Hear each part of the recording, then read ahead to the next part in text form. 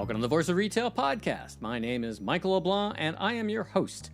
This podcast is produced in conjunction with Retail Council of Canada. Meet Drew Cashmore, a retail media expert and current strategy leader at Toronto's Vantage. We explore the evolution of retail media from foundational shopper marketing to data-driven advertising ecosystems like Walmart Connect, which Drew helped build. Key topics include the role of first-party data, the challenges of managing fragmented retail media systems, and opportunities for smaller retailers to embrace self-serve platforms. Drew highlights the importance of cultural change within organizations to unify marketing, merchandising, and operations while emphasizing incremental growth through technology and collaboration. Drew, welcome to the Voice of Retail podcast, my friend. How are you? I'm very good. Thank you for having me. Well, I think the last time you and I saw each other in person was, I think it was in New York City at the Lead last summer.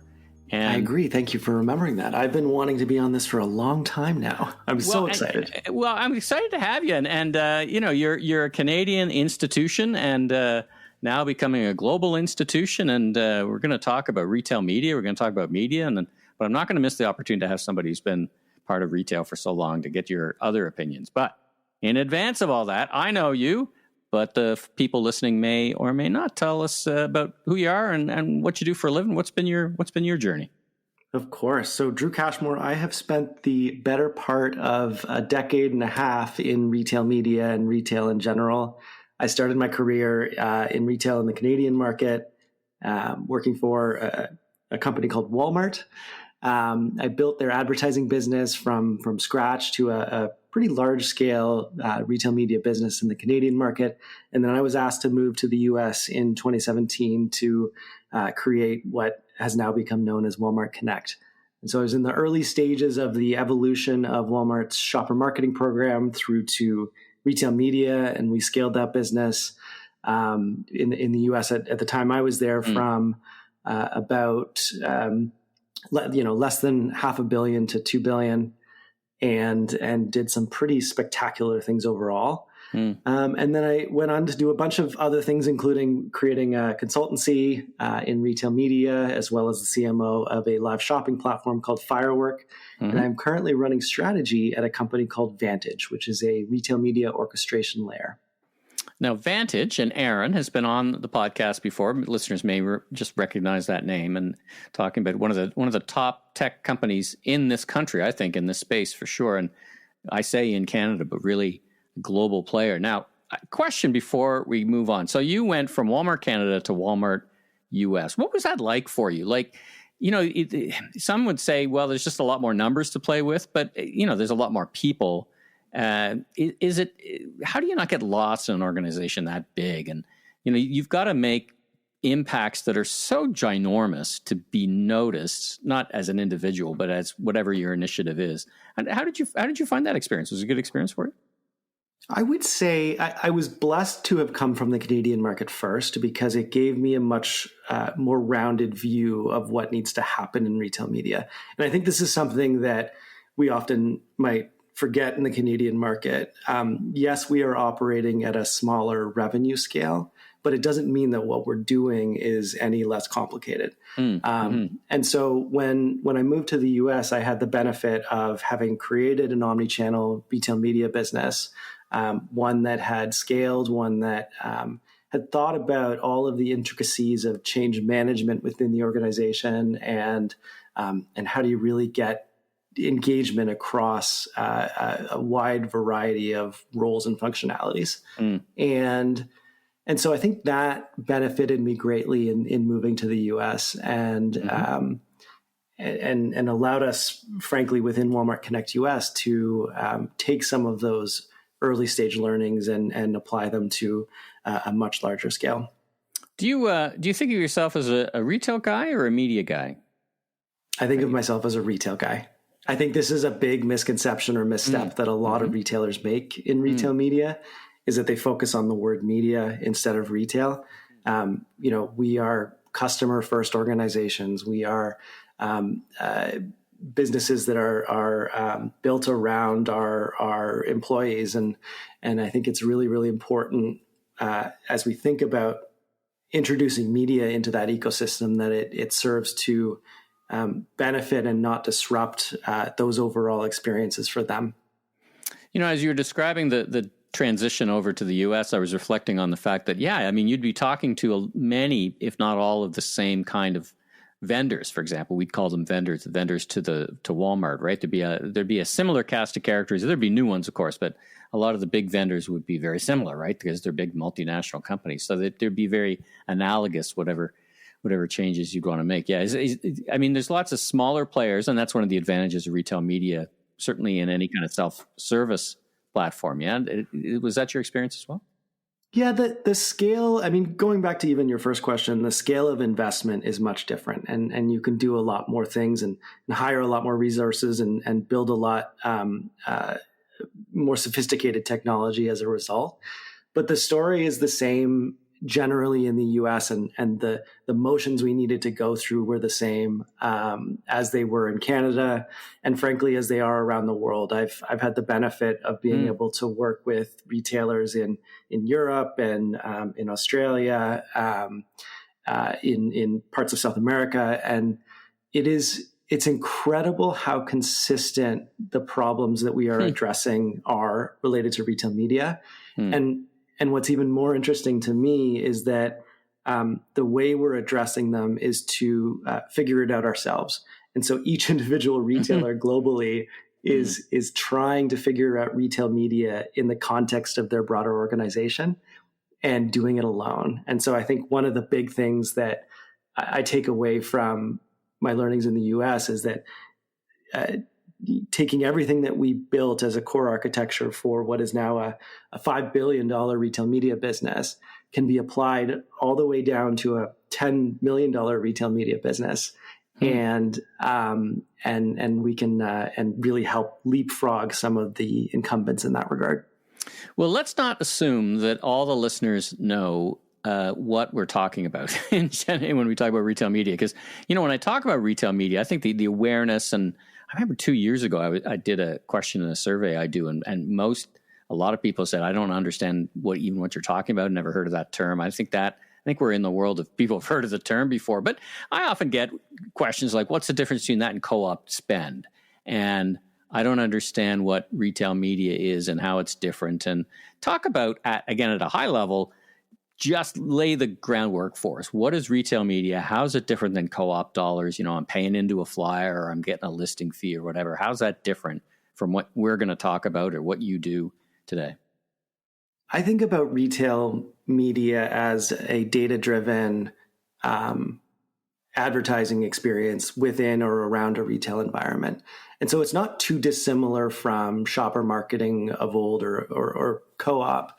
But it is a little bit more sophisticated, and we layer in a little bit of a deeper understanding of the customer, and then we tie that back to real transactional data so that you can see and understand the outcomes of your advertising. I think we used to do that in a more extrapolated way, and we're getting better at finding real indicators of success in measurement and so on as it relates to retail media.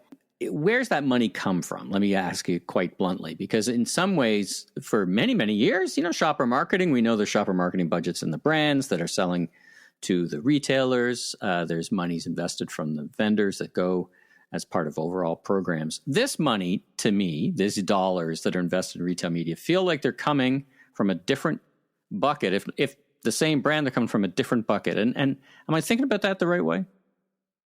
I would argue in the infancy that these are dollars that are just repurposed from shopper marketing. So almost any retailer has a certain amount of money that their suppliers are willing to allot to that retailer by way of advertising. That money either exists in that and will continue to exist in their ecosystem, or it needs to be driven by much smarter ad vehicles. And so phase one of this was just repurposing of shopper marketing and making it work a little bit harder for the advertiser or for the supplier. Phase two of this is incremental. There are monies that are going to linear television or Google or Meta, and those are monies that can also be repurposed into a retail environment to drive more conversion or drive better customer experiences. And so I would say that, we've, depending on the retailer, we have evolved to a place, especially in the case of Amazon and Walmart, where you're seeing truly incremental dollars into the ecosystem. But there's a lot of steps that you need to do to get there.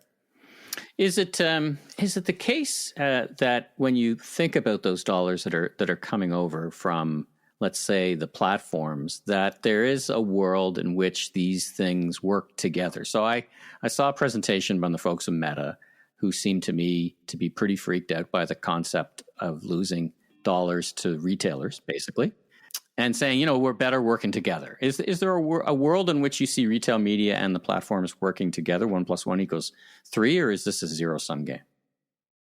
Yeah, I think it's a big opportunity overall, and I don't see enough of it as it relates to the retail media space today. So with Home Depot as an example, we work very closely with Meta to deliver Home Depot messaging in the Meta environment. I think that's really, really important to reach customers anywhere and everywhere they are and be able to have that influence. I also see players like Google and the likes of our friend John Fanous and others really working to create talent within their organizations and tools for retailers to better engage with them as it relates to retail media. And so it's certainly there. It isn't there at maybe the scale it could be. And I do think the space is evolving to better accept those dollars moving forward. And who is this for, this retail media? Is it the purview of just the biggest of the big companies? Is there a world where this starts to migrate down to, you mentioned the $10 million, you mentioned a scale. Is there a point in time where this starts to kind of become accessible to the retailers listening who are not with Walmart and Home Depot and the big players? Where are we? Let me ask you the question differently. If you and I are playing a baseball game, what inning are we in for the retail media game? I think we're pretty early on. I would say this question has come up a lot at Vantage, and my head of sales, Ann Halleck, and I have been debating it a lot. We're calling next year the year of self-serve. And one of the challenges I've had with that as a premise is that I don't know if every retailer can have self-serve capabilities. And rather said differently, I don't know if every advertiser can buy across 20 or 30 different platforms.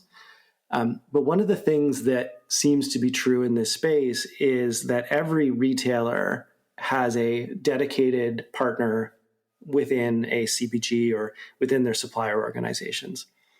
And those dedicated partners today are focused on working with the retailers in terms of inventory and costs and so on.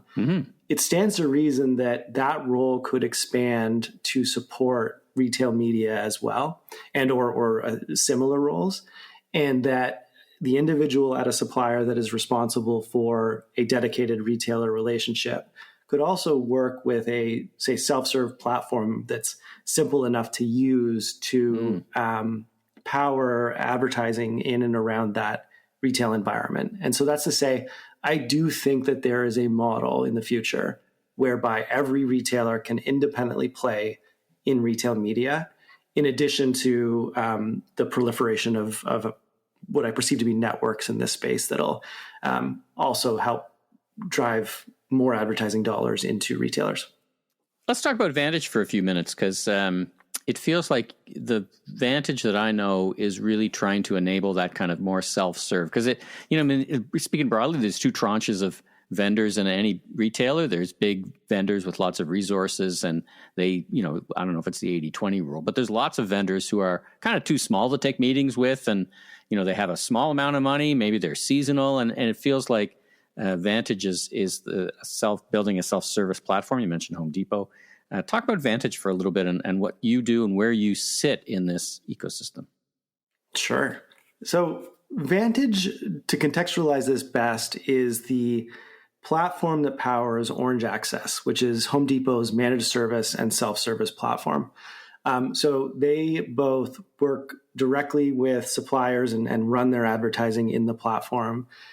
and they give access to their suppliers to run advertising on their own accord. It does everything from campaign management and planning and optimization through to measurement. And then for the retailer itself, gives them access to things like merchant dashboards and order management systems and an understanding and of billing and reconciliation from a finance perspective. And so it's to say that it is effectively the business layer for retail media. It helps you power your retail media business end to end and connects with all of the disparate technologies and tools and activation layers that help you deliver those campaigns in the right place at the right time. So to put, let me give you an example. So I'm a small-ish vendor to Home Depot, and I go on through Home Depot, I suppose, but I'm actually on the Vantage platform or powered by the Vantage platform, and I can buy ads on the Home Depot website for my widget. And if that widget is sold on the website, I'd probably be able to tie those two things together. What if it's sold in the store? So you talk about measurement and analytics. Just connect that dot for me for a minute, would you? Sure. So Home Depot has a measurement capability where they can tie online or offline transactions back to the view of an ad. We surface that information in the Vantage platform for both the advertiser and for the Home Depot teams that might be managing those accounts so that they can kind of see the outcomes of those campaigns. But I think that is a core tenet of retail media overall, is to be able to tie those two things together. Your team sent a note out, and it was about fragmentation, and I want to talk about that now. So you're talking about an ecosystem. I mentioned it as an ecosystem, but you're concerned.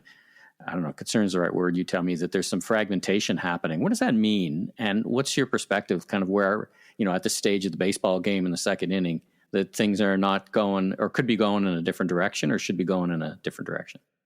Sure.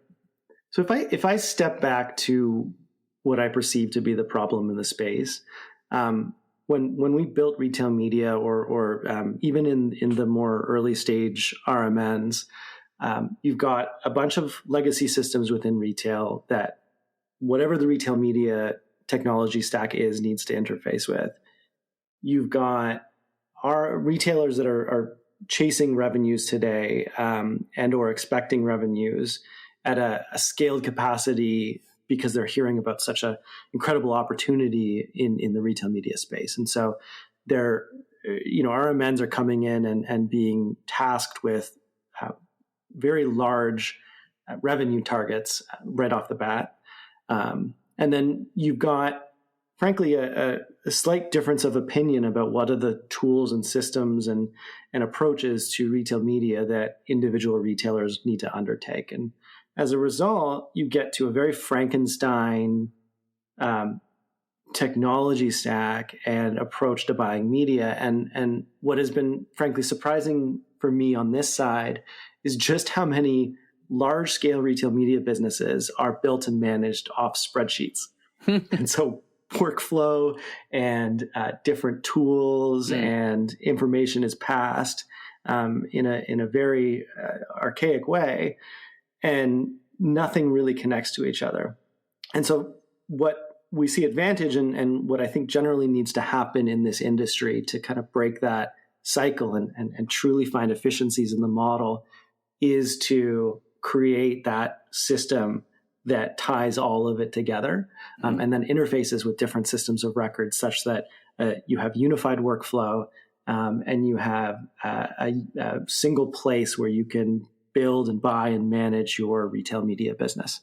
And I had a conversation with a retailer last year, and they were saying, our retail media is growing so fast. There's so much money coming in from this. We think it's such a great idea that we'll let the systems catch up, and that they, as you described, we're a little less on the measurement and saying, listen, everybody thinks this first tranche is just such a good idea. I want to take some money out of what I was doing before and give it to the retailer. It seems to make intellectual sense to do that. And now they're giving me this platform. Are you saying that we're kind of starting to get to that point where, hey, listen, let's slow down a little bit, or let's think about this a little bit because you're probably missing opportunities of some way, shape, or another at this point by being a bit inefficient or not having all the pipes connected at the same place? This is an interesting point, and if you look at the more macro North American landscape, there's between McKinsey and eMarketer, we're looking at a consensus of around $100 to $120 billion will flow into the retail media space. Yeah, like massive. Big number. Like when retailers hear this number, they're like, "Whatever. If I get 1% of that, giddy up, right?" I mean, there's certainly a lot of enthusiasm for numbers and good margins behind those numbers, right? Exactly, like killer margins, and that. Right? And that also means that there is a large portion that will come into the Canadian market. And so this is not a pipe dream. This is not we are a small subset of it. There is a lot of advertising money that should flow into the retail ecosystem in the Canadian market as well. But that $120 billion, when you strip out Amazon and Walmart, looks more like $15 to $20 billion. Right. And so it's to say that today the addressable market is likely around 1/5 of the total size when you strip out the big players. What we need to do for the rest of the industry is create that efficiency and the ease of buying and the appeal of buying for advertisers, so that we can capture either some of that growth to 120 billion or what I believe is net new money that will also flow into it that we haven't currently accounted for. But we need to build it right now so that they can catch that money as it's coming in. So I guess your competition, a retail media network's competition, are some pretty sophisticated players, right? The platforms, whoever, they're pretty sophisticated players. And what is it that's gonna take for these retail media networks to be successful in drawing that over? Is it that first party data? I've got the transactions. I'm going to be able to prove it. Is this how retailers should be thinking about this? That this is a necessary piece to be at that intersection of, I think what you described, intersection of retailers, advertisers, and technology, right? Sit right at the center of that. I would say that the market is framing narratives around incremental ROAS and sophisticated tactic, and they're basically saying we're basically saying that we need to become, to your point, very sophisticated in order to capture those dollars. Mm-hmm. I don't think that's true. Mm-hmm. I think we are in the phase of retail media today where there is a bunch of money that is allocated to retail that needs a home that is much easier to house it. And so we need to make it easier and more appealing for advertisers to buy. And you're right. Partially that is in having a baseline level of measurement, but it's not to get to the full sophistication of incremental ROAS at this point. The second piece is we need to make it easier for retailers to operate that business. So they're not doing it off spreadsheets and they're not having to hire a bunch of resources to support inefficiencies in their tool set. And so this is to say that phase 1, 2, 3 growth of retail media, and we're still in those phases, will come from simplification of buying and simplification of operations. And I think that that's really where the focus needs to be today, instead of trying to compete with the Amazons and Walmarts, who are, frankly, many, many years ahead. Yeah. Well, yeah, I mean, you almost don't want to compete with them. You want to compete. You're in the game competing with, I don't know, like the platforms, right? You're looking for that. Now, I want to follow up on something you said around very early on in the podcast around culture, and it feels like we've had some discussions. I've had some discussions with people in the space, and one of the things, myself and you've been retailers, and we know that the vendors own relationships, right? As much as the retail does, each different vendor owns a relationship, and they own a relationship that's bringing in money, like not just goods, but also bringing in co-op dollars and over and above money and money for golf tournaments and whatever. Now, how does this start to pan out where you've got two different people asking essentially the same vendor for different pools of money? I think, if I think back to my interview with Aaron earlier in the year at NRF, he said at some point they're going to come together. But how do you see that culture of who owns the vendor relationship, one for product and one for investment? How do you see that working?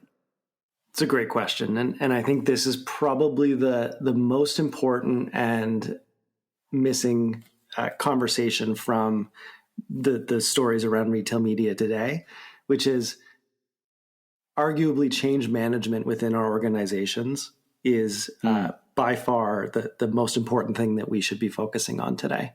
And what I mean by that is, what is the interplay between the retail media business and marketing and merchandising and store operations and site operations, and how do we create dual incentive models for participation? At Walmart, when we built this model in the U.S., and I would say it took us 10 years to figure this out properly, but we looked at the effect to trade, the effect to growth in shopper marketing spend, the effect to the cost price ratio to ensure that the cost of products weren't going up. And we housed it all in a single dashboard so that within the organization, we knew that all the monies coming in, regardless of how they came in, were growing, and that it was not impacting the cost of goods for customers.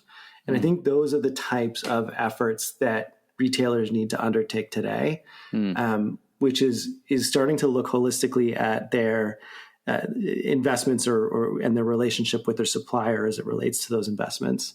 And then the supplier needs to think about that differently too, right? Because I've been a supplier. I've been on both sides of the table, and you run a P&L against the money that you make both on selling of goods and that you invest with your partner. And I guess the risk is that if you start moving money, let's say from the marketing bucket and put it in what used to be the sales bucket or the channel bucket, then you don't want to run that P&L in the same way, right? Because it's not really accurate. But there's a temptation to do that. Listen, I gave you $1 million more this year than I did last year because I pulled it out of my marketing budget, says vendor to retailer. And then, so I need better margins. So that's got to be part of that 10-year journey of change management, right? Absolutely. And I think you're seeing an effort within the CPG or within the total supplier, retail supplier base today to work on something called the next best dollar. I've talked to about 6 or 7 different advertisers in the space, and they're thinking holistically, not just about their investments of trade and retail media and shopper, but also in supply chain and in packaging. And by creating a unified view of those investments on both sides of the equation, you can be much more thoughtful about where you invest your next dollar. To your point, you don't want to get to a place where you're just giving an extra $1 million and that dollar becomes almost a tax in the future. Right. And so I think by both organizations on either side of the coin, understanding the flow of monies in that relationship, that they can collectively get much smarter about delivering the right experience and cost of goods for their customers. If folks want to learn even more about Vantage or about you, where do they go to find out more? Look me up on LinkedIn. I'm Drew Cashmore. It's a not common name, so you can probably find me out there. Well, it aligns well to the business that you're in. Get it? Cashmore, more cash. I liked it. You like that? You were born to be in this business, my friend. Or banking. Or banking or something like that. Listen, I'd encourage everybody to reach out and reach out to Drew because he's one of us. He's been in the Walmart game. He's been in retail and seen it from a bunch of different sides, and now it's based here. And so be sure and reach out and he'll tell you everything you'd probably like to know and more, but you're not the sales guy, right? You're the strategy person. So I'm the strategy person. So always happy to help in a very unbiased and agnostic way. So let me know. I love retail media. It's truly the thing I've spent like 20,000 hours on in my life. Yeah. And Michael, I love what you're doing. So keep up the amazing work. Well, thank you, sir. And thanks again for joining me on the Voice of Retail podcast. It's been a real treat as we start this brand new year with all kinds of fun and opportunities and challenges ahead of us. I couldn't imagine a better way to start the year. So thanks for joining me on the pod. Take care.